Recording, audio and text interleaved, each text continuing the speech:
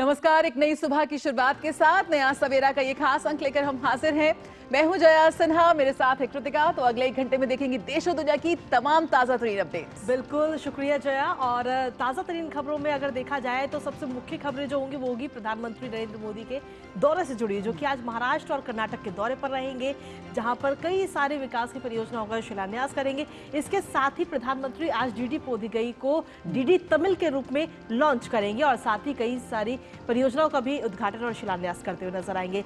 इसके अलावा अगर देखा जाए तो अयोध्या पर हर एक अपडेट हम आप तक लगातार पहुंचा रहे हैं और आज क्या कुछ खास अयोध्या में होने वाला है रामलला के मंदिर में, वो भी आपको अपडेट देंगे। इसके साथ ही मौसम की खबरों पर अगर नजर डालें तो शीतलहर का कहर जो है वो भी लगातार जारी है। साथ ही शिक्षा मंत्रालय की तरफ से नई गाइडलाइंस जारी की गई है कोचिंग इंस्टीट्यूट के लिए। क्या है वो गाइडलाइंस, किन चीजों का ध्यान रखना होगा कोचिंग इंस्टीट्यूट्स को, वो आपको बताएंगे अगले 1 घंटे में। लेकिन सबसे पहले नजर डालते हैं हेडलाइंस पर। प्रधानमंत्री नरेंद्र मोदी आज महाराष्ट्र दौरे पर लगभग 2000 करोड़ रुपए की 8 अमृत परियोजनाओं की रखेंगे आधारशिला। सोलापुर में प्रधानमंत्री आवास योजना के तहत सौंपेंगे 90,000 से अधिक घर।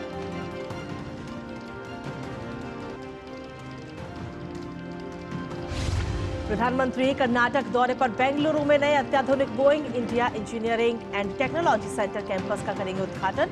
साथ ही तमिलनाडु के चेन्नई में खेलो इंडिया यूथ गेम्स 2023 समारोह में भी होंगे शामिल।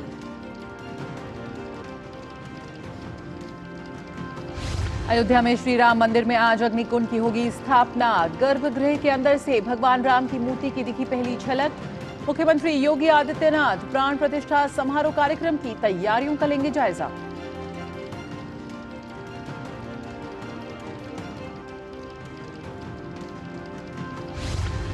वहीं केंद्रीय गृह और सहकारिता मंत्री अमित शाह आज शिलांग में पूर्वोत्तर परिषद की 71वीं बैठक के मुख्य सत्रों की करेंगे अध्यक्षता।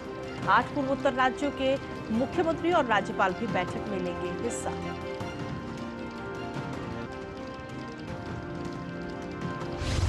देश भर के कोचिंग इंस्टीट्यूट्स के लिए गाइडलाइंस जारी।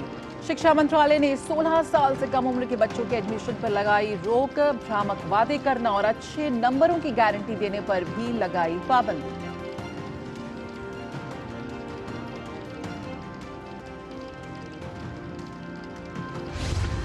युगांडा में आज से शुरू हो रहे नम के 19वें शिखर सम्मेलन में भारत का नेतृत्व करेंगे विदेश मंत्री डॉक्टर एस जयशंकर।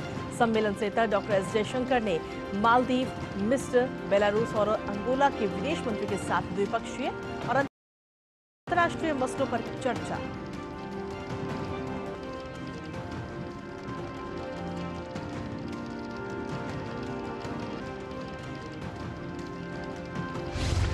उत्तर पश्चिमी भारत में शीतलहर और उत्तर भारत में कड़ाके की ठंड का कहर जारी। घने कोहरे की वजह से आज दिल्ली आने वाली 22 ट्रेनें लेट। वहीं कुछ राज्यों में बारिश के भी आसार।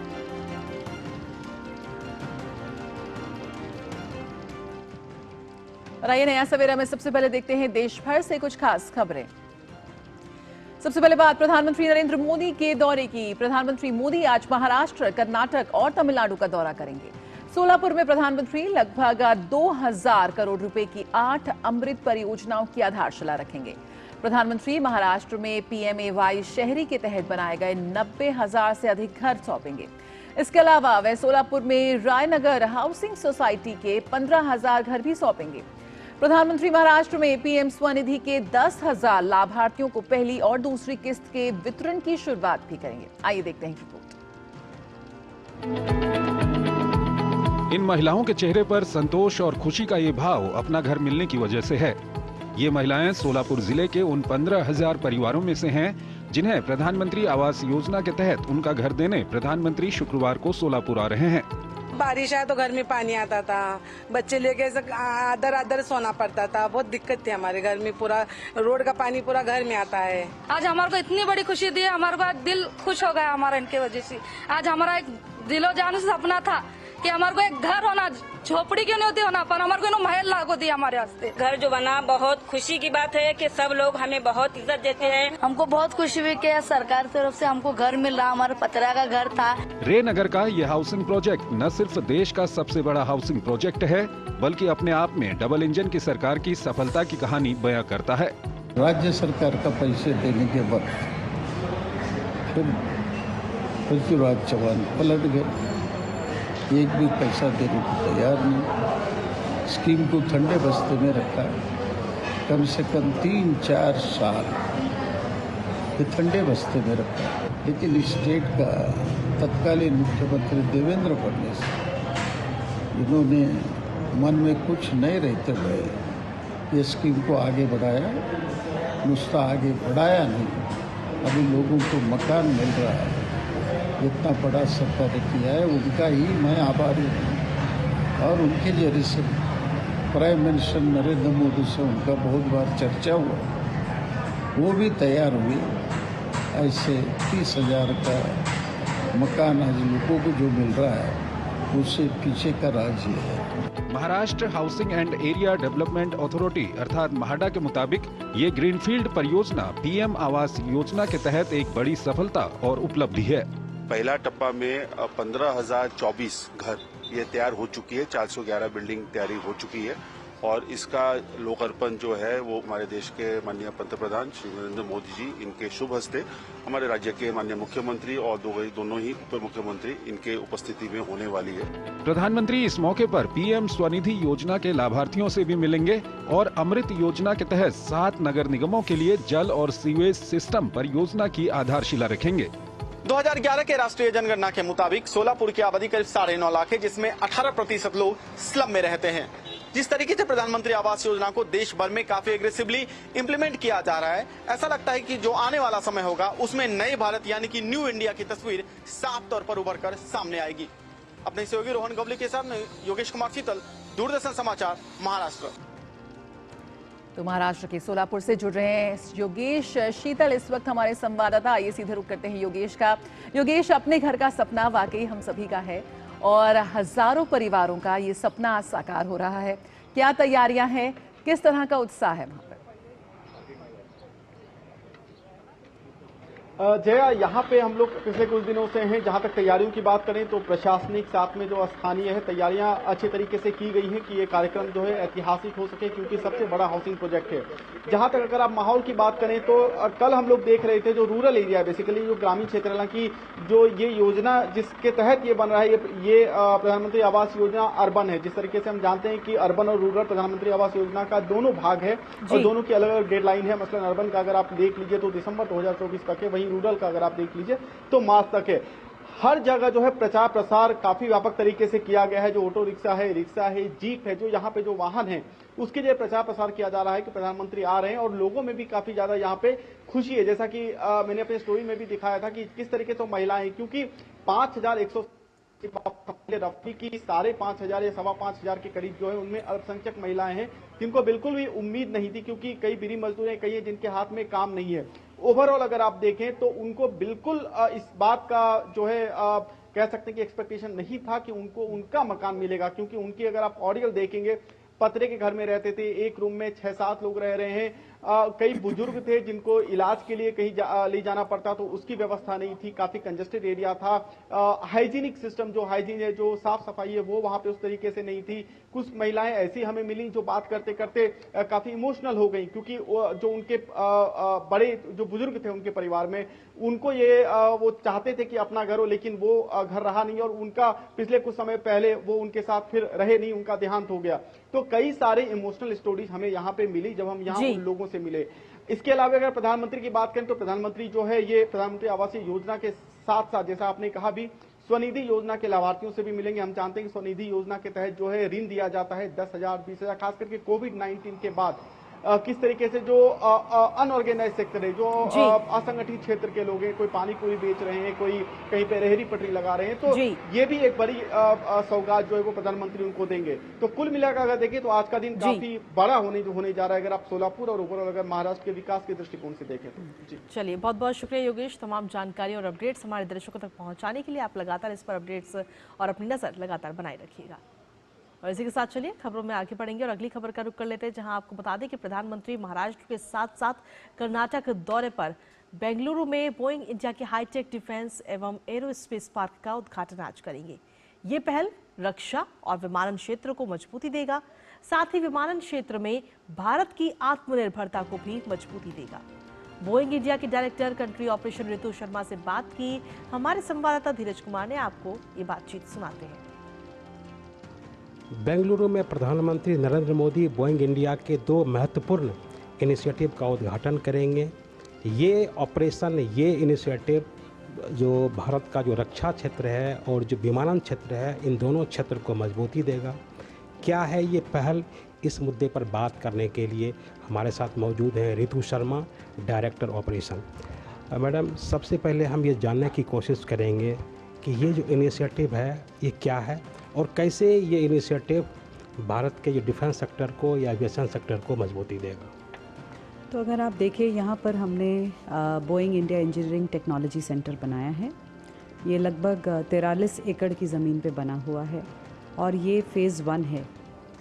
इस पर्टिकुलर कैंपस में आज की डेट में 2000 से ऊपर बहुत ही नवयुवा इंजीनियर्स और नवयुवा पीढ़ी आकर यहाँ से एरोस्पेस की दुनिया को एक नई उड़ान देगी। यहाँ पर हम लैब्स बना रहे हैं जिसमें जितना नया इनोवेशन एरोस्पेस की दुनिया को चाहिए वो यहाँ से बनेगा।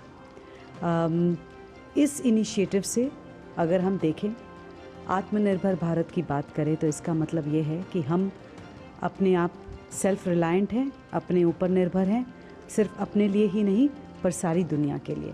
और उसी इनिशिएटिव को आगे लेते हुए हमारा ये उत्तरदायित्व है एरोस्पेस की दुनिया की तरफ कि यहाँ से हम वो एरोस्पेस इंजीनियरिंग बनाएं जो ना कि सिर्फ बोइंग के जहाज़ों को उड़ान दे पर बाकी ऑर्गेनाइजेशंस के साथ काम करके, जैसे इसरो हो गया, HAL हो गया, हम यहाँ से नई दुनिया बना करते हैं एरोस्पेस को। दोस्ताना जो बोइंग इंडिया का भारत के साथ है वो कैसा दोस्ताना है, थोड़ा सा उसके बारे में हम जानना चाहेंगे।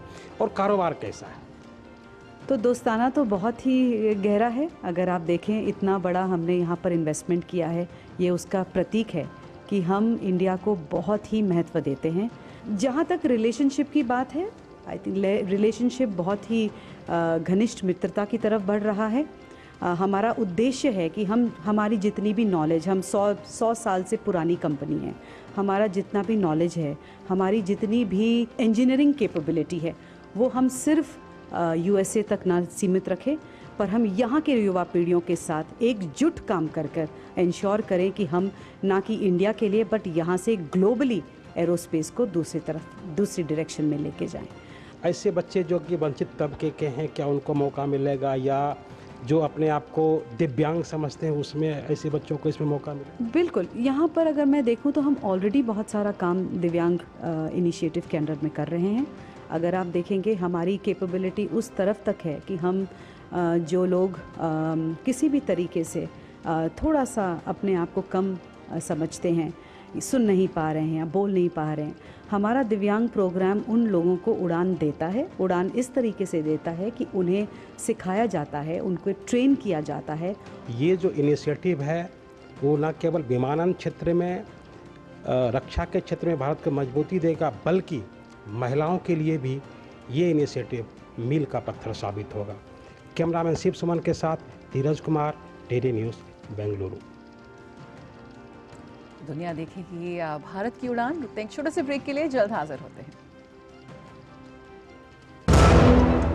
रुड़की उत्तराखंड निवासी राजीव जैन पहुंचाएंगे हर राम भक्त के घर बिल्कुल निःशुल्क हर किवारी गंगाजल। दुकानदार भाई संपर्क करने के लिए हरिद्वारगंगाजल.com पर जाएं। आपका विश्वास हमारी शक्ति, आपके सुनहरे सपनों के लिए समर्पित कैनरा बैंक उत्पादों की शानदार कड़ी, आपके लिए, आपके साथ। Canara Bank, together we can.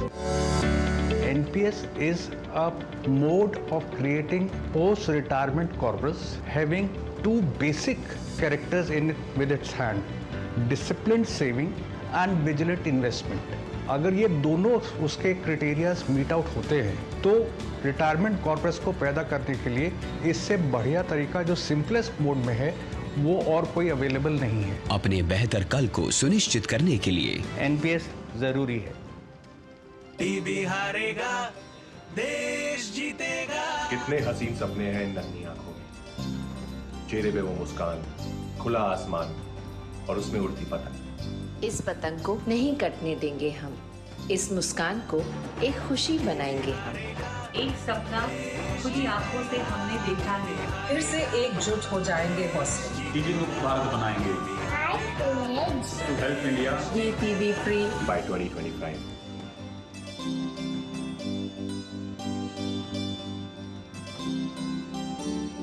TB हारेगा, देश जीतेगा। मोदी सरकार की गारंटी, सबका अपने पक्के घर का सपना होगा पूरा।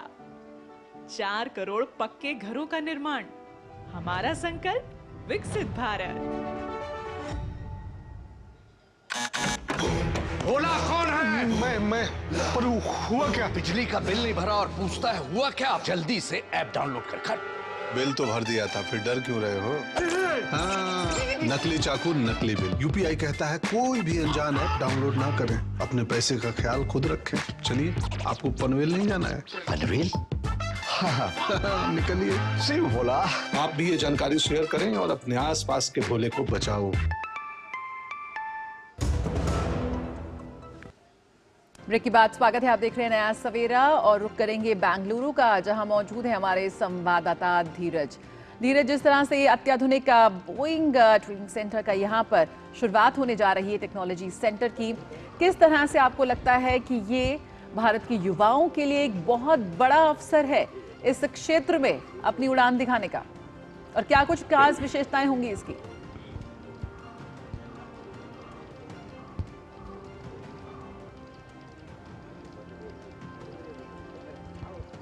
धीरज, आपको मेरी आवाज मिल रही है? बिल्कुल, देखिए आपने सही कहा, बोइंग इंडिया का ये जो कदम है ये काफ़ी महत्वपूर्ण कदम है। और इस कदम में बोइंग इंडिया ने आज जब प्रधानमंत्री यहाँ पे पहुँचेंगे तो बिल्कुल मिल रही है। प्रधानमंत्री जब कि यहाँ पहुँचेंगे तो यहाँ बोइंग इंडिया के 2 महत्वपूर्ण जो इनिशिएटिव है उस इनिशिएटिव का वो उद्घाटन करेंगे। जो पहला जो इनिशिएटिव है जिसके बारे में आपने चर्चा किया, वो जो टेक्नोलॉजी का जो डिफेंस का और एविएशन का जो कैंपस है उसका उद्घाटन प्रधानमंत्री करेंगे। और ये जो कैंपस है भारत का जो रक्षा क्षेत्र है या भारत का जो विमानन क्षेत्र है, इन दोनों क्षेत्र को ये कैंपस मजबूती देगा। 43 एकड़ में लगभग ये कैंपस है वो फैला हुआ है और लगभग 1600 करोड़ रुपया में से तैयार किया गया है। तो जाहिर सी बात है कि इस तरीके का ये जो कैंपस तैयार होता है वो यहाँ का जो टेक्नोलॉजी के क्षेत्र में, जैसा कि वहाँ के जो कंट्री ऑपरेशन ने हमें बताया कि हम जबकि भारत में आए हैं, हमने भारत में जबकि निवेश किया है, तो ये हम जरूर चाहेंगे कि भारत को जो हमारे पास जो अत्याधुनिक जो टेक्नोलॉजी है, चाहे इंजीनियरिंग के क्षेत्र का है, चाहे रक्षा के क्षेत्र का है या विमानन के क्षेत्र का है, वो टेक्नोलॉजी हम भारत तक पहुंचाएं। और दूसरा जो सबसे महत्वपूर्ण इनिशिएटिव है वो है बोइंग सुकन्या। मैं आपको बताऊं कि इस तरीके की एक योजना भारत में भी है, सुकन्या योजना, जो कि बालिकाओं के लिए है। लेकिन बोइंग सुकन्या योजना जो बोइंग कंपनी यहाँ पे लेकर आई है, उसका सीधा सा मतलब ये है, ये जो प्रोग्राम है ये प्रोग्राम उन बालिकाओं के लिए है, उन महिलाओं के लिए है जो कि विमानन के क्षेत्र में अपना करियर देखना चाहती हैं। बिल्कुल। ये जो प्रोग्राम है ये एक बहुत बड़ा अवसर बनेगा उन महिलाओं के लिए जो कि आकाश की अनंत ऊंचाइयों को छूना चाहते हैं, या ये एक ऐसा प्रोग्राम है जो उन लड़कियों के लिए एक अवसर बनेगा जो वंचित हैं, जिन्हें कि किसी तरीके की सुविधाएं नहीं हैं। तो बोइंग इंडिया ने अपने CSR के जरिए एक पहल की शुरुआत की है और उस CSR में, जिसको हम बोलते हैं कॉर्पोरेट सोशल रिस्पॉन्सिबिलिटी, उसके जरिए बोइंग इंडिया यहाँ के बच्चों को प्रशिक्षण देगा, यहाँ के बच्चियों को प्रशिक्षण देगा, विमानन क्षेत्र में उन्हें अवसर देगा। यानी कि आगे चल के लड़कियां भी उड़ान भरते हुए हमें नजर आएंगी इस पूरे क्षेत्र को लेकर के, इंजीनियर बन पाए या जो उनके क्षेत्र में जो बाकी जो अवसर है उस अवसर का वो हिस्सा बन पाए। जी चलिए, बहुत बहुत शुक्रिया तमाम जानकारी और अपडेट्स देने के लिए धीरज। और इसी के साथ चलिए अब खबरों में आगे बढ़ते हैं और अगली खबर का रुख कर लेते हैं, जहां अपनी 3 राज्यों की यात्रा के दौरान प्रधानमंत्री नरेंद्र मोदी चेन्नई में खेलो इंडिया यूथ गेम्स 2023 समारोह में भी शामिल होंगी। इस बार खेलो इंडिया यूथ गेम्स की प्रतिस्पर्धाएं तमिलनाडु के 4 शहर चेन्नई, मदुरई, त्रिची और कोयम्बटूर में आयोजित होंगी। खेलो इंडिया के मंच से कई खिलाड़ी निकले हैं जिन्होंने बढ़ते समय के साथ अंतर्राष्ट्रीय स्तर पर भी अपने नाम की धूम मचाई है। और अब ऐसे में देखना दिलचस्प रहेगा कि इस बार के संस्करण से और कितनी युवा प्रतिभाएं सामने आती हैं जो आगे चलकर देश का नाम रोशन करेंगे। आइए देखते हैं इसी पर आधारित ये खास रिपोर्ट। देश में खेल और खिलाड़ियों की बेहतरी के लिए प्रधानमंत्री नरेंद्र मोदी के मार्गदर्शन में खेलो इंडिया के प्लेटफॉर्म ने न केवल देश को बेहतरीन खिलाड़ी दिए, बल्कि इसी प्लेटफॉर्म से निकले खिलाड़ियों ने अंतर्राष्ट्रीय स्तर पर भी अपने नाम की धूम मचाई। ऐसे में खेलो इंडिया यूथ गेम्स का एक और संस्करण सामने है। खेलो इंडिया यूथ गेम्स के 6ठे संस्करण की मेजबानी के लिए तमिलनाडु तैयार है।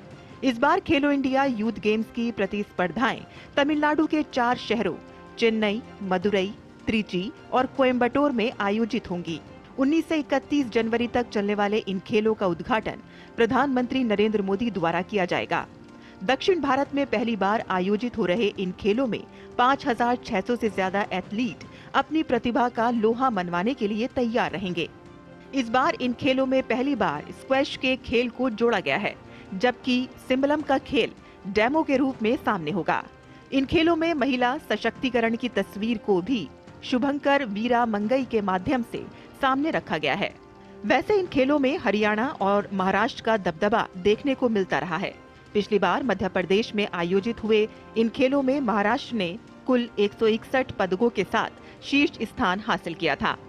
हार और जीत से बढ़कर ये मंच उन युवा एथलीट के लिए वरदान साबित हुआ है जो खेलों में अपना भविष्य न केवल संवार रहे हैं, बल्कि खेलो इंडिया के मंच का उपयोग कर खुद को अंतर्राष्ट्रीय अनुभव और कड़ी प्रतिस्पर्धा के बीच किस तरह से मनोवैज्ञानिक तौर पर तैयार रखें, इसका भी लाभ ले रहे हैं। खेलो इंडिया यूथ गेम्स का 6ठा संस्करण इस बार भारत के तमिलनाडु में हो रहा है। वीर मंगई, जिनका जिक्र आपने प्रधानमंत्री नरेंद्र मोदी के मुंह से कई बार सुना होगा, इस बार खेलो इंडिया यूथ गेम्स का इनॉग्रेशन खुद प्रधानमंत्री नरेंद्र मोदी कर रहे हैं और मास्कॉट है तेजस्विनी वीर मंगई। इन्हीं की तरह जो खिलाड़ी हैं वो इस बार अपना पूरा दमखम दिखाएंगे और नई उम्मीदों पर खरे उतरेंगे। पी सेंथिल कुमार के साथ दीपिका महतो, डीडी न्यूज के लिए चेन्नई से। तो प्रधानमंत्री चेन्नई में खेलो इंडिया यूथ गेम्स 2023 के उद्घाटन समारोह के दौरान प्रसारण क्षेत्र से जुड़ी करीब 250 करोड़ रुपए की परियोजनाओं का शुभारंभ और शिलान्यास भी करेंगे। इसमें डीडी पौधिगई को डीडी तमिल के रूप में दोबारा लॉन्च किया जाएगा। साथ ही 8 राज्यों में 12 आकाशवाणी FM प्रोजेक्ट और जम्मू एवं कश्मीर में 4 डीडी ट्रांसमीटर भी शुरू होंगे।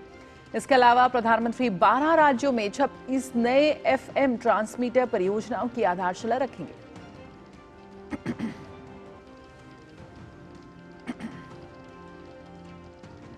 वहीं केंद्रीय गृह एवं सहकारिता मंत्री अमित शाह आज शिलांग में पूर्वोत्तर परिषद के 71वीं बैठक के मुख्य सत्र की अध्यक्षता करेंगे। इस बैठक में 8 पूर्वोत्तर राज्यों के मुख्यमंत्री और राज्यपाल भी हिस्सा लेंगे। वहीं बैठक के दौरान 70वें पूर्ण सत्र की कार्रवाई रिपोर्ट पेश की जाएगी और वर्ष 2022-23 के लिए NEC की गतिविधियों पर चर्चा की जाएगी। 2023-24 के लिए NEC की कार्य योजना और NEC के सचिव द्वारा NEC विजन 2047 पर एक प्रस्तुति भी दी जाएगी। और शिक्षा मंत्रालय ने देश भर के कोचिंग इंस्टीट्यूट्स के लिए गाइडलाइंस जारी की हैं। इसके तहत अब कोचिंग इंस्टीट्यूट 16 साल से कम उम्र के बच्चों को एडमिशन नहीं दे सकेंगे। इसके अलावा भ्रामक बातें करना और अच्छे नंबरों की गारंटी देने पर भी पाबंदी लगा दी गई है। गाइडलाइंस के मुताबिक कोई भी कोचिंग सेंटर स्नातक से कम योग्यता वाले ट्यूटर को नियुक्त नहीं करेगा। कोचिंग संस्थान छात्रों का नामांकन करने के लिए माता पिता को गुमराह करने वाले वादे या रैंक अथवा अच्छे अंकों की गारंटी नहीं दे सकते। छात्रों का नामांकन सिर्फ सेकेंडरी स्कूल एग्जामिनेशन के बाद होना चाहिए। कोचिंग सेंटर किसी भी ऐसे ट्यूटर या व्यक्ति की सेवाएं नहीं ले सकते जिसे नैतिक रूप से भ्रष्टता के किसी अपराध में दोषी ठहराया गया है। कोचिंग सेंटरों की वेबसाइट भी होगी जिन पर ट्यूटरों की शैक्षणिक योग्यता, पाठ्यक्रमों, उन्हें पूरा किए जाने की अवधि, छात्रावास की सुविधाएं और लिए जा रहे शुल्क का पूरा विवरण होगा। दिशा निर्देशों के मुताबिक विभिन्न पाठ्यक्रमों के लिए ट्यूशन फीस उचित होनी चाहिए और उसकी रसीद भी उपलब्ध कराई जानी चाहिए। अगर छात्र ने पाठ्यक्रम की पूरी फीस का भुगतान कर दिया है तो वह पाठ्यक्रम को बीच में छोड़ देता है तो उसे 10 दिनों के भीतर प्रो राटा बेसिस पर फीस रिफंड की जाएगी। वहीं वडोदरा के हरनी तालाब में गुरुवार को हुई बोट हादसे के चलते मुख्यमंत्री भूपेंद्र पटेल राहत और बचाव कार्य का निरीक्षण करने के लिए वडोदरा पहुंचे। मुख्यमंत्री ने हॉस्पिटल जाकर उपचाराधीन बच्चों का हालचाल जाना और इन बच्चों के तुरंत उपचार के लिए अधिकारियों को निर्देश भी दिए। वडोदरा शहर के न्यू सनराइज स्कूल के बच्चे हरनी तालाब में बोटिंग के लिए गए थे। शाम के समय बच्चों से भरी बोट के पलटने से यह हादसा हो गया। इस दुखद दुर्घटना में 12 बच्चों और 2 शिक्षकों सहित कुल 14 लोगों की मौत हुई है। वहीं मुख्यमंत्री भूपेंद्र पटेल ने घटनास्थल का भी दौरा कर इस दुखद हादसे की जानकारी हासिल की। मुख्यमंत्री ने मृतकों के परिवारजनों के प्रति संवेदना व्यक्त की। वडोदरा की इस हृदय विदारक दुर्घटना की न्यायिक जांच करने के भी आदेश दिए गए हैं। इसके लिए गृह विभाग द्वारा आदेश भी जारी कर दिया गया है। राज्य सरकार ने वडोदरा की इस दुर्घटना में मृतकों के परिवारजनों को 4-4 लाख रुपए और घायलों को 50-50 हजार रुपए की सहायता देने की घोषणा की है। केंद्र सरकार ने भी मृतकों के परिवारजनों को 2-2 लाख रुपए की सहायता देने की घोषणा की है। इस दुखद घटना को लेकर राष्ट्रपति, प्रधानमंत्री और गृह मंत्री अमित शाह ने मृतकों के परिवारजनों के प्रति अपनी गहरी संवेदना व्यक्त की है। यकीनन बेहद दुखद हादसा और तमाम जो पीड़ित परिवार हैं उनको बेहद संवेदनाएं। और रुकते एक छोटे से ब्रेक के लिए, जल्द हाजिर होते हैं। शराब, धूम्रपान या नशीली दवाइयों को ना कहने में असमर्थ है? सहायता प्राप्त करने के लिए टेलीमानस के 14416 पर कॉल करें। आपका विश्वास हमारी शक्ति, आपके सुनहरे सपनों के लिए समर्पित कैनरा बैंक उत्पादों की शानदार कड़ी, आपके लिए, आपके साथ।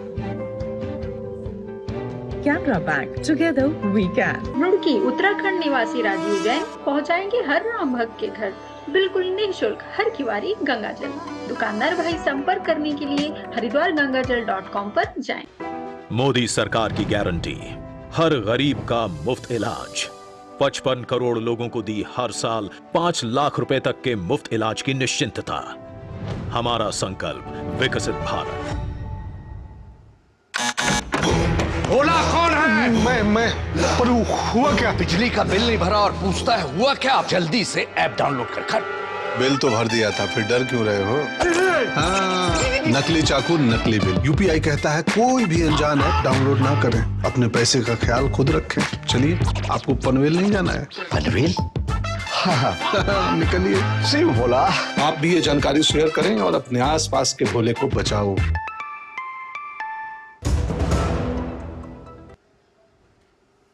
और चलिए ब्रेक के बाद एक बार फिर से स्वागत है आप सभी का। नया सवेरा में आगे बढ़ते हैं और अब बात करते हैं रामनगरी अयोध्या से जुड़ी तमाम खबरों की।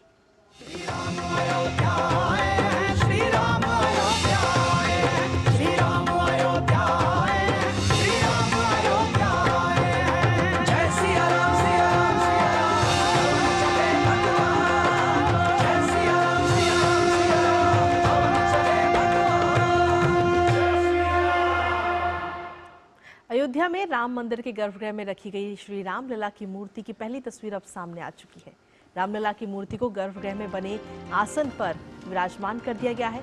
मूर्ति को अभी कपड़े से ढका गया है।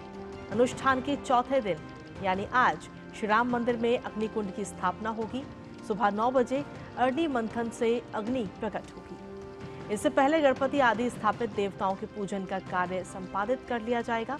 और वहीं उत्तर प्रदेश के मुख्यमंत्री योगी आदित्यनाथ आज अयोध्या के दौरे पर भी रहेंगे। योगी आदित्यनाथ प्राण प्रतिष्ठा समारोह की तैयारियों का जायजा लेते हुए नजर आएंगे।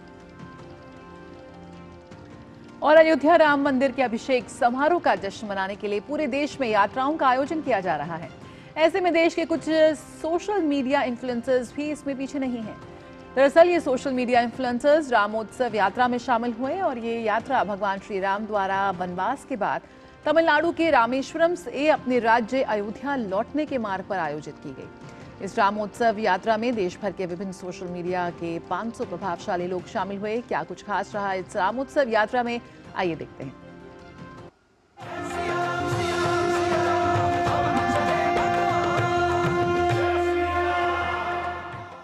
राम भक्ति में जहां हर कोई लीन है, वहीं देश के सोशल मीडिया इन्फ्लुएंसर्स भी पीछे नहीं है। सोशल मीडिया पर अपनी गतिविधियों से लोगों को प्रभावित करने वाले 500 से अधिक सोशल मीडिया इन्फ्लुएंसर्स ने तमिलनाडु के रामेश्वरम से अयोध्या तक 4,500 किलोमीटर की रामोत्सव यात्रा शुरू की। ये यात्रा महाराष्ट्र के वाशिम जिले में पहुंची, जहां स्थानीय लोगों ने उनका जोरदार स्वागत किया।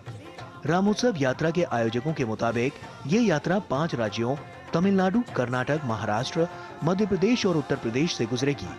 अपने वनवास के दौरान भगवान श्री राम ने उत्तर से दक्षिण और दक्षिण से उत्तर की यात्रा की।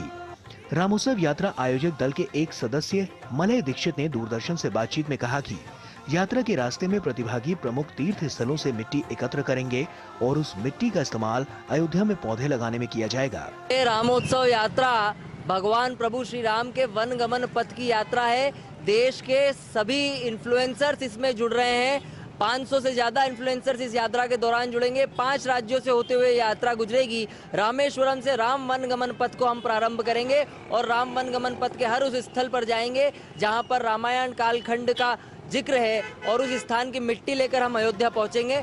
इस यात्रा के आयोजकों ने बताया कि 500 से अधिक प्रभावशाली लोग, इंस्टाग्रामर्स, यूट्यूबर्स, ब्लॉगर्स, खेल और बॉलीवुड हस्तियां इस यात्रा में भाग लेंगे। इस यात्रा में शामिल हुए कुछ सोशल मीडिया इन्फ्लुएंसर्स ने दूरदर्शन से बातचीत में कहा कि महान भारतीय संस्कृति को उजागर करने के लिए इस यात्रा का आयोजन किया गया। साथ ही इस तीर्थ यात्रा मार्ग पर जाकर भगवान श्री राम के इतिहास को जानने का उन्हें एक बेहतरीन अवसर प्राप्त हुआ है। इस यात्रा से हमारा मकसद है सभी को एकजुट करना, सभी को राम जी के बारे में ज्ञात करवाना। हमारे आराध्य हमारे प्रभु श्री राम 500 वर्ष बाद हमारा श्री राम मंदिर हमें वापस मिला है, तो हम उस मंदिर के लिए क्या संघर्ष करते हैं, प्रभु श्री राम के जीवन से क्या सीखते हैं, इस यात्रा के द्वारा हम सभी को बताना चाहते हैं। जहाँ जहाँ राम जी के पैर चरण पड़े थे, वहाँ की यात्रा हर एक चीज एक्सप्लोर करेंगे पूरे इंडिया में। तो उम्मीद करते हैं कि एक बार फिर से भगवान श्री राम से जुड़े इतिहास को नए माध्यम से नई पीढ़ी तक पहुंचाने का काम इन सोशल मीडिया इन्फ्लुएंसर्स के जरिए होगा। वाशिम से रामदास धनकर के साथ शिशिर शेलार, डीडी न्यूज।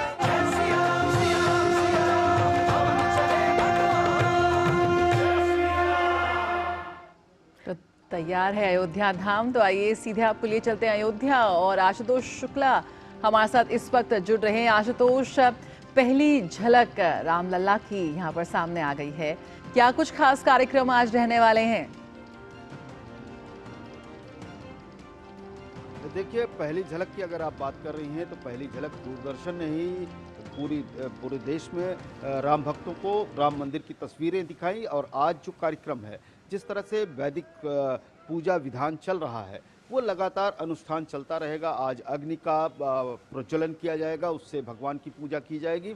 लेकिन इन सब पूजा विधियों से अतिरिक्त अगर हम अयोध्या में और राम भक्तों के उत्साह के बारे में बात करें तो मैं देखिए, ये हमारे साथ है तिरुपति बालाजी से अयोध्या, ये पदयात्रा करते हुए आए हैं और ये यहाँ से भी जाएंगे तिरुपति बालाजी पदयात्रा करते हुए। क्या नाम है आपका? प्रभुनाथ गुप्ता। हाँ, कहाँ से आ रहे हैं? हमारे जन्मस्थली देवरिया सोनभद्र से आ रहे हैं। तो ये पैदल यात्रा करते हुए जो है अयोध्या धाम पहुँचे। आप कैसे? जी, बाबा विश्वनाथ की नगरी काशी से।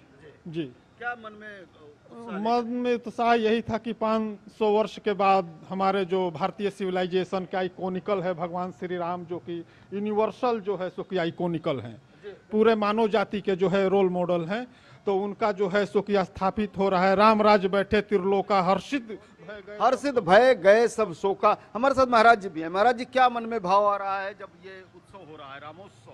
बिल्कुल दिव्य अयोध्या नगरी मानो दुल्हन की तरह सजी हुई है। और आदरणीय प्रधानमंत्री जी परसों हमारे मंदिर नासिक कालेराम मंदिर में आए थे, तो मैंने उनको संकल्प दिया था, तो आज हम लोग अयोध्या पहुंच गए हैं। तो परसों एक हफ्ते में 2 बार प्रधानमंत्री से मुलाकात होने जा रही है, तो ये बड़ा दिव्य भाव है। योगी और मोदी इन्होंने अयोध्या को मानो स्वर्ग बना दिया है और हम अभिनंदन करना चाहते हैं यशस्वी पंतप्रधान और हमारे भाई योगी आदित्यनाथ जी को और सभी भारतवासी। इनको मैं धन्यवाद देना चाहता हूं कि आप अवश्य पधारें और ये दिव्य दर्शन करें। बिल्कुल, इस दिव्य दर्शन के लिए जिसको इंतजार था 500 सालों का, वह पूरा हुआ है। राम भक्त आज अयोध्या में है।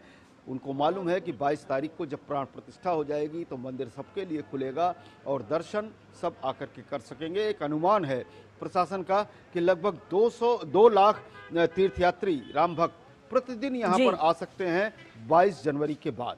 जी चलिए, बहुत बहुत शुक्रिया आशुतोष तमाम जानकारी और अपडेट्स देने के लिए। आप लगातार नजर बनाए रखिएगा इस पर। और चलिए अयोध्या के बाद अब बात कर लेते हैं मौसम की, जहां मौसम विभाग के अनुसार अगले 2 दिनों के दौरान उत्तर पश्चिम भारत के मैदानी इलाकों में शीतलहर जारी रहने की संभावना है। पंजाब, हरियाणा, हिमाचल प्रदेश और उत्तरी राजस्थान के कुछ हिस्सों में शीतलहर की स्थिति बनी रहेगी। वहीं मौसम विभाग के अनुसार पंजाब और हरियाणा के भी कई हिस्सों में न्यूनतम तापमान 3 से 6 डिग्री सेल्सियस और दिल्ली के अधिकांश हिस्सों में 7 से 10 डिग्री के बीच रहने का अनुमान है। मौसम विभाग ने बताया कि अगले 2 दिनों के दौरान उत्तर भारत में घना कोहरा छाए रहने की भी संभावना है।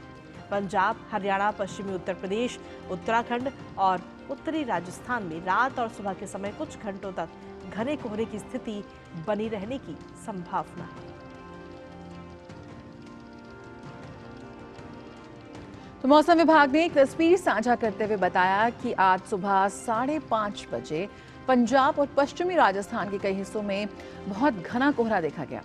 वहीं हरियाणा, चंडीगढ़ और दिल्ली के कई हिस्सों में भी घना कोहरा छाया रहा। उत्तराखंड, पूर्वी उत्तर प्रदेश, बिहार, झारखंड और उड़ीसा के अलग अलग इलाकों में कोहरा छाया रहा। कोहरे के कारण लोगों को आवाजाही में मुश्किलों का सामना करना पड़ रहा है।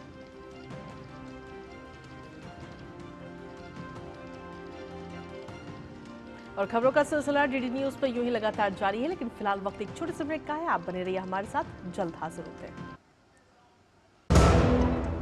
रुड़की उत्तराखंड निवासी राजीव जैन पहुंचाएंगे हर राम भक्त के घर बिल्कुल निःशुल्क हर किवारी गंगाजल।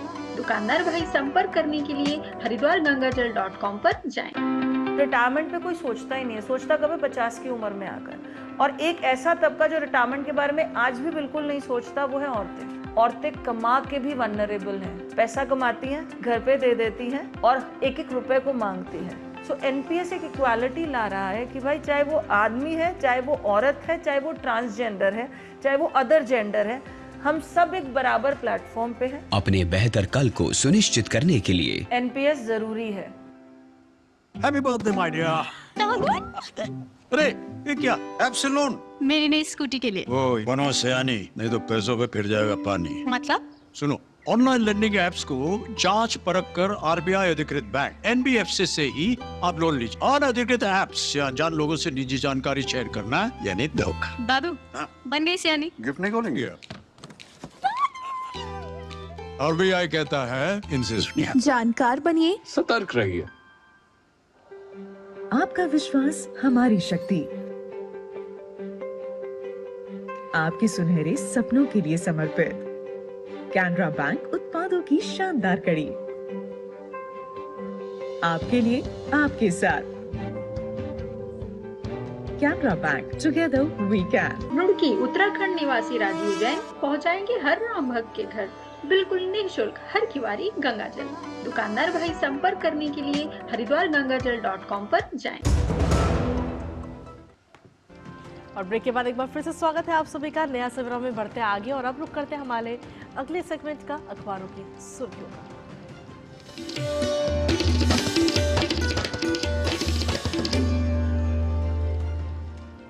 तो अखबारों की सुर्खियों के साथ तैयार है संध्या शर्मा। गुड मॉर्निंग संध्या, क्या है आज अखबारों में? Good morning Jaya. 500 सालों का वनवास हुआ खत्म और जिस दिन का सभी राम भक्तों को इंतजार था, वो दिन, वो घड़ी अब बहुत ही नज़दीक है। जी हाँ, 22 जनवरी को प्रभु श्री राम की प्राण प्रतिष्ठा होने वाली है और गर्भगृह में अब प्रतिमा स्थापित कर दी गई है। प्रधानमंत्री नरेंद्र मोदी यजमान नियमों का पालन कर रहे हैं और इस दौरान वो नारियल पानी पी रहे हैं, फल खा रहे हैं, ज़मीन पर सोते हैं और विशिष्ट मंत्रों का जाप भी करते हैं। इन सभी बिंदुओं के साथ आज प्रमुख अखबारों ने अपने पहले पेज पर इस खबर को प्रकाशित किया है। और साथ ही साथ आपको बता दें कि राम भद्राचार्य जगत गुरु जो हैं वो उन्होंने अपने अनुभव साझा करते हुए हिंदुस्तान अखबार को एक साक्षात्कार दिया और इस दौरान उन्होंने वो भावुक भी हुए और उन्होंने कहा कि राम मंदिर के लिए मैंने लाठियां खाई, जेल गया और क्या कुछ यातनाएं सही, लेकिन अब वो दिन बेहद ही नज़दीक है जिसका हम सभी को इंतजार था। तो ये साक्षात्कार आज हिंदुस्तान अखबार ने प्रकाशित किया है। अगली खबर नवभारत टाइम्स ने अपने पहले पेज पर ली है और बताया है कि आम लोगों से जुड़े केंद्र सरकार ने जो बड़े 2 कल फैसले लिए हैं उसके अंतर्गत स्टूडेंट्स की उम्र अगर 16 साल से कम है तो कोचिंग में अब नो एंट्री। और केंद्र की तरफ से राज्य सरकारों को ये निर्देश भी जारी कर दिए गए हैं। इसके अलावा बिना डॉक्टर की पर्ची दिखाए एंटीबायोटिक नहीं देने के निर्देश भी DGHS ने जारी किए हैं। और ये डॉक्टर्स का मानना है कि यदि आप एंटीबायोटिक ज़्यादा लेते हैं तो इससे भी आपके स्वास्थ्य पर हानिकारक प्रभाव पड़ सकता है। इसको लेकर के ये निर्णय लिया गया है। और अगली खबर की बात करें तो कल प्रधानमंत्री नरेंद्र मोदी ने विकसित भारत संकल्प यात्रा के लाभार्थियों से बातचीत की और इस दौरान उन्होंने कहा कि ये जो विकसित भारत संकल्प यात्रा का रथ है ये विश्वास का रथ है। और साथ ही उन्होंने ये भी कहा कि जिन्हें किसी ने नहीं पूछा उन्हें मोदी ने पूजा है। तो इस खबर को भी आज सभी अखबारों ने लिया है। और आपको बता दें कि प्रधानमंत्री नरेंद्र मोदी के जिस विजन के साथ भारत लगातार आगे बढ़ रहा है उसे सिर्फ देशवासियों को ही लाभ नहीं मिल रहा बल्कि अब आसियान व अफ्रीकन देश भी इस विजन को अपनाएंगे। और ये बात केंद्रीय आवास और शहरी कार्य मंत्रालय के संयुक्त सचिव ने कही है। दरअसल जिन स्मार्ट शहरों को स्मार्ट बनाने के लिए चिन्हित किया गया 100 शहरों को उस विजन को अपनाते हुए अब आसियान और अफ्रीकन देश भी इस विजन को अपनाएंगे और आगे बढ़ेंगे। और चलते चलते बात कर लेते हैं देश पेज पर जनसत्ता अखबार ने ली इस खबर के साथ। दरअसल वर्ष 1990 में वायुसेना के जो 4 कर्मियों की हत्या का मामला था और उसको लेकर के CBI की विशेष अदालत में गवाह ने अपनी गवाही दी और बताया है कि यासिन मलिक को हमलावर के रूप में उन्होंने पहचाना है। तो आज के अखबारों में ये है वो तमाम बड़ी और अहम खबरें। चलिए, बहुत बहुत शुक्रिया संध्या, तमाम खबरों को समेट करके हमारे दर्शकों के लिए कम समय में लेकर आने के लिए आपका धन्यवाद। और इसी के साथ चलिए खबरों में आगे बढ़ते हैं और अब देखते हैं दुनिया भर की कुछ खास और अहम खबरें।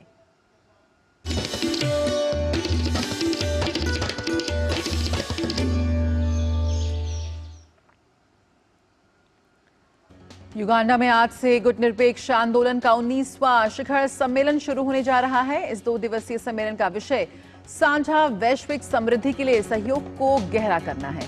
विदेश मंत्री डॉक्टर एस जयशंकर इस सम्मेलन में भारतीय प्रतिनिधि मंडल का नेतृत्व करेंगे। विदेश मंत्री डॉक्टर एस जयशंकर ने मालदीव के विदेश मंत्री मूसा अजमीर से मुलाकात की। दोनों नेताओं के बीच आपसी संबंधों पर बातचीत हुई। साथ ही गुटनिरपेक्ष आंदोलन से जुड़े मुद्दों पर भी चर्चा की गई। इससे पहले विदेश मंत्री एस जयशंकर ने मिस्र के विदेश मंत्री समेह शौकरी से मुलाकात की। दोनों नेताओं ने द्विपक्षीय सहयोग पर चर्चा की। विदेश मंत्री एस जयशंकर ने बेलारूस के विदेश मंत्री सर्गेई के साथ भी बैठक की। दोनों नेताओं के बीच विभिन्न क्षेत्रों में सहयोग पर विचारों का आदान प्रदान हुआ। यूक्रेन संघर्ष से संबंधित घटनाक्रम पर भी चर्चा की गई। डॉक्टर एस जयशंकर ने अंगोला के विदेश मंत्री के साथ मुलाकात की जिसमें भारत अफ्रीका सहयोग के विस्तार पर चर्चा की गई। साथ ही बहुपक्षीय मंचों पर सहयोग पर भी वार्ता हुई। एस जयशंकर ने भारतीय नागरिकों के लिए वीजा मुक्त व्यवस्था बढ़ाने के लिए अंगोला का आभार जताया। अमेरिका ने पाकिस्तान और ईरान के बीच चल रही तकरार को लेकर सभी पक्षों से संयम बरतने का आग्रह किया है। अमेरिकी विदेश विभाग के प्रवक्ता मैथ्यू मिलर ने कहा कि हम तनाव को रोकने के लिए गहन कूटनीतिक प्रयासों में लगे हुए हैं। अमेरिका में बर्फीले तूफान की वजह से कई शहरों में आम जन जीवन प्रभावित हुआ है। कई शहर बर्फ की सफेद चादर से ढके। ग्रेट लेक्स और मिड वेस्ट के लिए बर्फीले तूफान का अलर्ट भी जारी किया गया है। और चलिए अब बात करते हैं कारोबार जगत की फटाफट अंदाज में।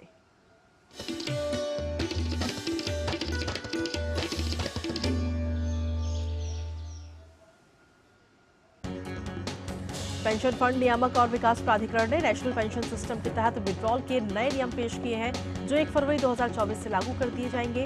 अगर आपके नाम पर पहले से एक घर मौजूद है तो उसके लिए एनपीएस अकाउंट से आंशिक विड्रॉल की अनुमति नहीं है। नेशनल स्टॉक एक्सचेंज का इंडेक्स निफ्टी साल 2024 में 24,000 के लेवल को छू सकता है। एमके ने निफ्टी के 2024 में 24,000 को छूने की भविष्यवाणी की, जबकि गोल्डमैन सैक्स ने कहा कि निफ्टी 23,500 के आंकड़े तक जा सकता है।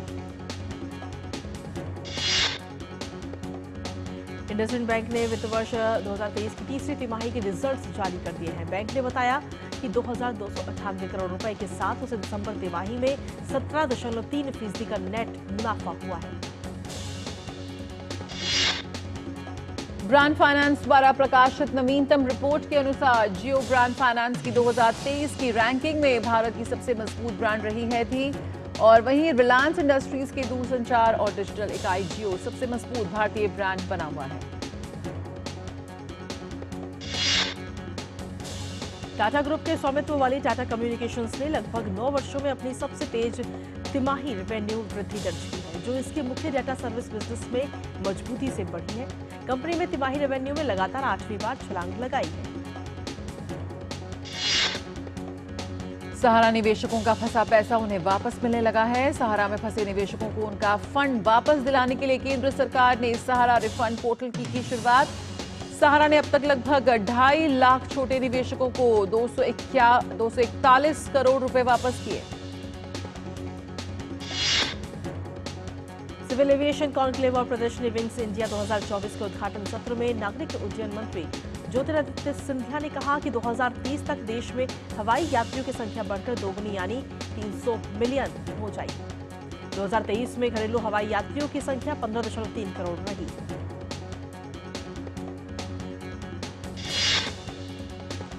ताइवानी कंपनी फॉक्सकॉन, जिसे हॉनहाई प्रिसिजन इंडस्ट्री के नाम से भी जाना जाता है, भारत में सेमीकंडक्टर पैकेजिंग और परीक्षण उद्यम स्थापित करने के लिए भारतीय सॉफ्टवेयर और इंजीनियरिंग फर्म HCL के साथ साझेदारी कर रही है। वहीं भारत में अपने बाजार का विस्तार करते हुए एप्पल ने बेंगलुरु में एक नए कार्यालय का उद्घाटन किया है। चीन पर उत्पादन निर्भरता को कम करने के लिए बड़े प्रयास के बीच तकनीकी दिग्गज ने भारत के प्रति अपना झुकाव को मजबूत किया है।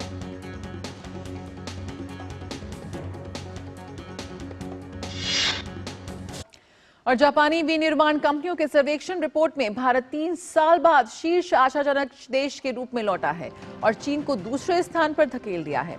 उद्योग जगत में अगले 3 वर्षों के लिए सबसे आशाजनक देश के रूप में देखा जाने वाला भारत 3 वर्षों के बाद फिर से शीर्ष स्थान पर है। व्यावसायिक विकास के लिए जापानी विनिर्माण कंपनियों के सर्वेक्षण में भारत लगातार दूसरे वर्ष आगे रहा, जबकि चीन वियतनाम के बाद तीसरे स्थान पर खिसक गया। Japan bank for international cooperation ने गुरुवार को सर्वेक्षण के परिणामों की घोषणा की, जिसमें ऑटोमोबाइल, रसायन और इलेक्ट्रॉनिक्स जैसे क्षेत्रों में 534 निर्माताओं से प्रतिक्रियाएं मिली। स्थानीय बाजार की विकास क्षमता के दम पर भारत 48.6% के साथ पहले स्थान पर आया। सर्वेक्षण में भारत की मजबूत प्रदर्शन में योगदान के रूप में चीन के निवेश माहौल में गिरावट का हवाला दिया। दक्षिण एशियाई देश की जनसंख्या वृद्धि और बुनियादी ढांचे में सुधार पर भी गौर किया। केवल 28.4% कंपनियों ने चीन को आशाजनक रेटिंग दी, जो उसका अब तक का सबसे कम स्कोर है। अमेरिका के साथ चीन का बढ़ता तनाव, इसकी आर्थिक मंदी और जासूसी विरोधी कानूनों को मजबूत करना गिरावट के अहम कारक थे। वियतनाम 30.1% के साथ चौथे स्थान से दूसरे स्थान पर पहुंच गया, जिसे अपने सस्ते लेकिन कुशल कार्यबल के लिए उच्च प्रशंसा मिली। Bureau report, DD news. और चलिए नया सवेरा में आगे बढ़ते हुए अब देखते हैं खबरें खेल जगत से फटाफट अंदाज में।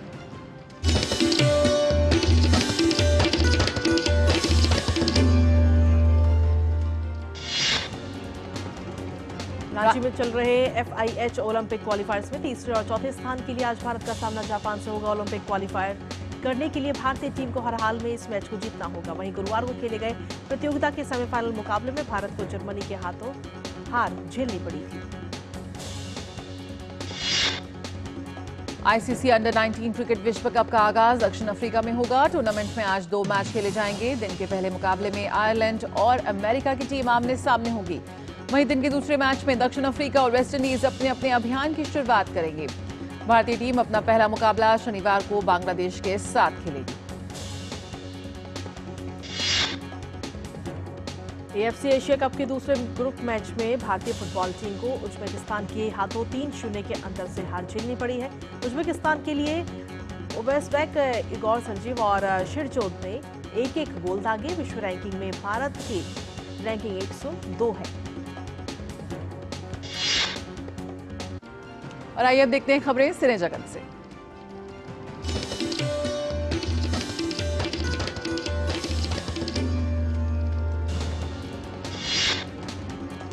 श्री राम को समर्पित गीत व भजन रिलीज होने का सिलसिला जारी है। सांसद और अभिनेता रवि किशन ने प्रभु श्री राम को समर्पित गीत अयोध्या के श्री राम को रिलीज किया है।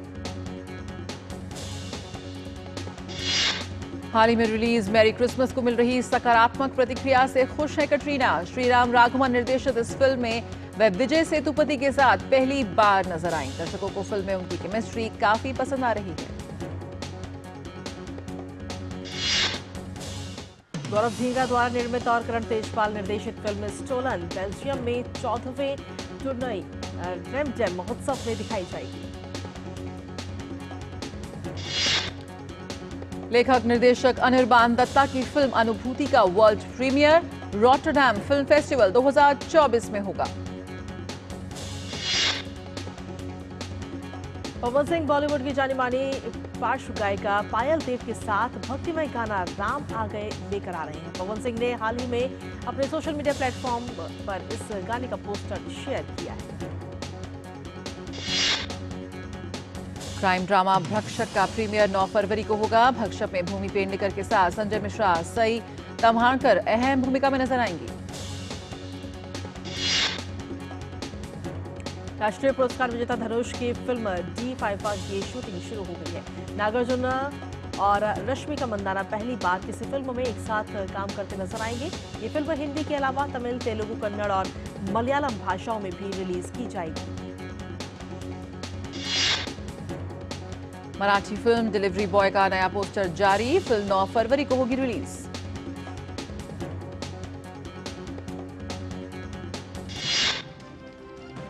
और चलिए अब बात करते हैं आपकी और हमारी सेहत से जुड़ी हुई।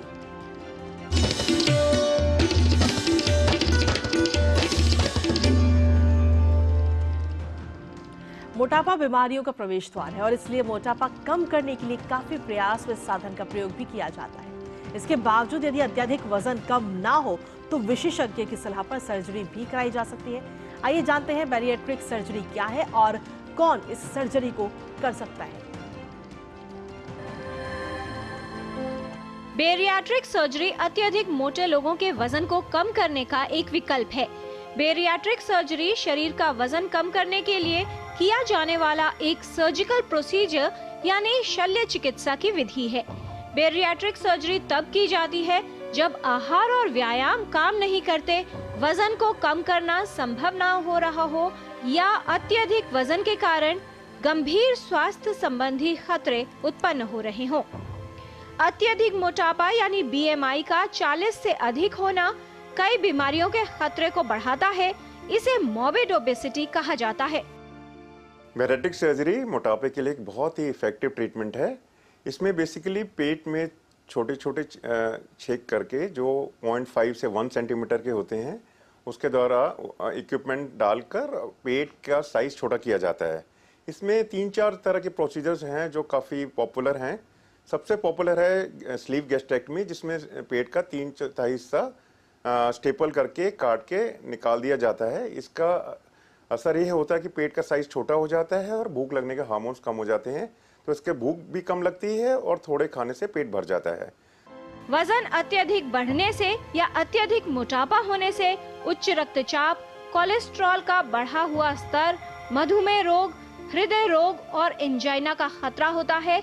इसके अलावा कंजेस्टिव हार्ट फेलियर, हृदयाघात, वात रोग, स्लीप एपनिया, यकृत रोग, पीठ और जोड़ों का दर्द परेशान कर सकता है। अगर बॉडी मास इंडेक्स 30 या उसके ऊपर है तो आपको बैरेटिक सर्जरी के बारे में विचार करना चाहिए और सही विशेषज्ञ से मिलना चाहिए। तो ये है इसका कट ऑफ। 30 के नीचे अगर आपकी बीमारियां ज़्यादा खराब हैं तो सोच सकते हैं, पर अगर अभी जो है स्टैंडर्ड कट ऑफ 30 BMI के ऊपर है। बेरियाट्रिक सर्जरी शरीर का वजन कम करने के लिए की जाती है। इसमें पाचन तंत्र में कुछ बदलाव किए जाते हैं, जिससे सामान्य रूप से ली जाने वाली कैलोरी कम हो जाती है या फिर पोषक तत्वों के अवशोषित होने की प्रक्रिया को कम कर दिया जाता है। सर्जरी के बहुत फायदे हैं। मधुमेह की बीमारी तुरंत ठीक हो जाती है। 80% पेशेंट अपनी दवाइयां बंद कर पाते हैं।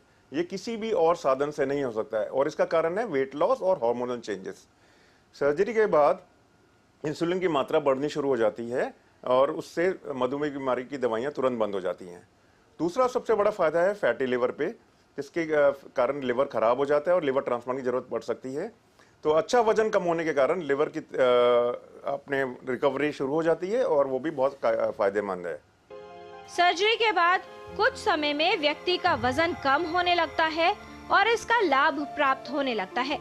बेरियाट्रिक सर्जरी मॉर्बिड ओबेसिटी यानी अत्यधिक मोटे लोगों के लिए एक प्रभावशाली विकल्प है, जिससे वो अपना वजन कम कर सकते हैं। किरण भारद्वाज, DD न्यूज। तो अपनी सेहत का रखें ख्याल। और आइए नया सवेरा में हम बात कर लेते हैं मौसम की।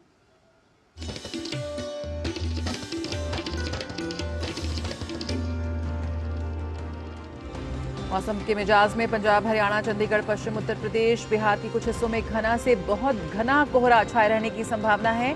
वहीं उत्तराखंड, राजस्थान के अलग अलग हिस्सों में, हिमाचल प्रदेश, पूर्वी उत्तर प्रदेश, उत्तरी मध्य प्रदेश, पश्चिम बंगाल, सिक्किम, झारखंड, उड़ीसा, असम, मेघालय, नागालैंड, मणिपुर, मिजोरम और त्रिपुरा के अलग अलग हिस्सों में भी घना कोहरा छाने की संभावना है। पश्चिम उत्तर प्रदेश, बिहार के कुछ हिस्सों में ठंडे दिन से लेकर गंभीर ठंडे दिन की स्थिति होने की संभावना है। वहीं हिमाचल प्रदेश और उत्तराखंड के अलग अलग हिस्सों में जमीन पर पाला पड़ने की भी संभावना जताई गई है। और आइए विभिन्न शहरों के तापमान के साथ साथ विभिन्न तापमान पर डाल लेते हैं नजर।